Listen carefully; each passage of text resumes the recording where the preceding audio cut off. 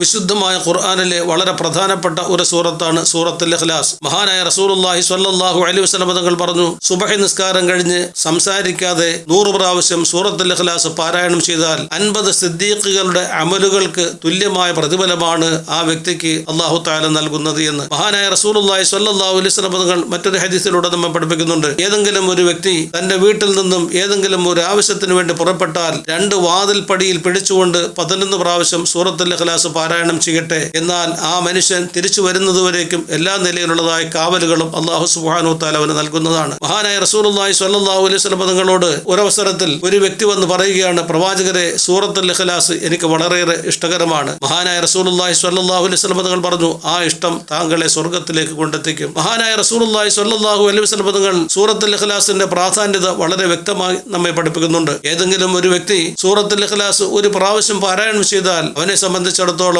വിശുദ്ധമായ ഖുർആനിന്റെ 1/3 ഭാഗം പാരായണം ചെയ്തതിന് തുല്യമാണ്. 2 പ്രാവശ്യം പാരായണം ചെയ്താലോ വിശുദ്ധമായ ഖുർആനിന്റെ 2/3 ഭാഗം പാരായണം ചെയ്തതിന് തുല്യമാണ്. 3 പ്രാവശ്യം പാരായണം ചെയ്താൽ ആ ഖുർആൻ മുഴുവനും പാരായണം ചെയ്തതിന് തുല്യമാണ് എന്ന് മഹാനായ റസൂലുള്ളാഹി സ്വല്ലല്ലാഹു അലൈഹി വസല്ലം തങ്ങൾ പഠിപ്പിക്കുമ്പോൾ വളരെ പ്രധാനപ്പെട്ട ഒരു സൂറത്താണ് സൂറത്തുൽ ഇഖ്ലാസ്. അതിന്റെ അന്തസത്ത ഉൾക്കൊള്ളാനും അത് നമ്മുടെ ജീവിതത്തിൽ പ്രാവർത്തികമാക്കാനും അല്ലാഹു തആല തൗഫീഖ് നൽകി അനുഗ്രഹിക്കുമാറാകട്ടെ. അസ്സലാമു അലൈക്കും വറഹ്മത്തുള്ളാഹി തആല വബറകാതുഹു.